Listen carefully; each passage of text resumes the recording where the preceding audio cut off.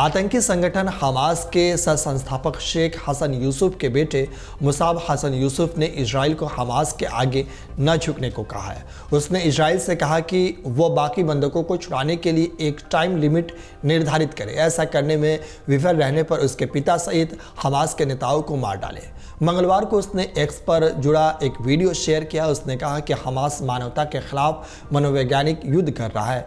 वे Israeli बंधकों के बदले में हजारों सामूहिक हथियारों को रिहा करना चाहते हैं। इजराइल इसे बर्दाश्त नहीं कर सकता और ना ही इसे मानवता बर्दाश्त कर सकती है, क्योंकि सामूहिक हथियारों की रिहाई का मतलब कई अन्य निर्दोष लोगों की मौत है। वहीं मुसाब ने आगे कहा कि इजराइल को समझौता नहीं करना चाहिए।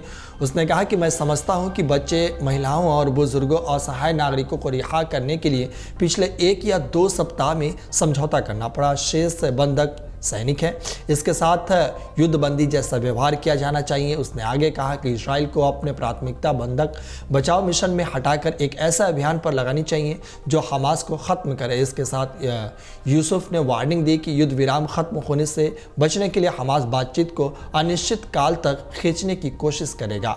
यूसुफ ने इजरायली जेलों में बंद हमास के सदस्यों की ओर इशारा करते हुए कहा कि इजराइल को इस कार्ड का इस्तेमाल करना चाहिए। वह ये समय है जब इजराइल बंधकों की रिहाई के लिए जेलों में बंद हमास नेतृत्व की ओर इशारा कर सकता है। उसने आगे कहा कि इजराइल इस तरह कमज़ोर नहीं हो सकता। इब्राहिम हमीद और अब्दुल्ला बरगौटी जैसे कैदियों को मौत की सज़ा दी जानी चाहिए। उसने आगे कहा कि इजराइल बंधकों को वापस करने के लिए हमास को समय दे सकता है, 1-2 महीने या 6 महीने, और अगर वो समय के अंदर ऐसा न कर पाए तो इजरायली जेलों में बंद हमास के टॉप नेताओं को फांसी दे देनी चाहिए। वहीं उन्होंने आगे कहा कि जब मैं कहता हूं कि हमास के शीर्ष नेताओं को फांसी दो तो इसमें किसी भी तरह का अपवाद नहीं है। इसमें मेरे पिता और हमास के साथ संस्थापक भी शामिल है। उसने आगे कहा कि मैं 10 से 15 साल पहले गलती थी जब मैंने कई बार उनकी जान बचा ली थी। उन्हें तब अपने कर्मों के लिए मरना था, लेकिन चीज़ें तब बदलने की जगह और ख़राब हो गई। उसने आगे कहा कि हमास और कैदियों को चाहता है, तो मेरा कहना है कि यही सांप के फन है। आपको बता दें कि इजराइल हमास के बीच जंग का सिलसिला अभी रुका नहीं है। इजराइल के प्रधानमंत्री बेंजामिन नेतन्याहू ने कहा कि युद्ध विराम की अवधि खत्म होते ही उनकी सेना गाजा पर हमले शुरू कर देगी। इजराइल की कोशिश अपने बंधक सैनिकों को भी छुड़ाने की है। शुक्रवार को शुरू हुए 4 दिनों के युद्ध विराम को मंगलवार और बुधवार का विस्तार मिला था।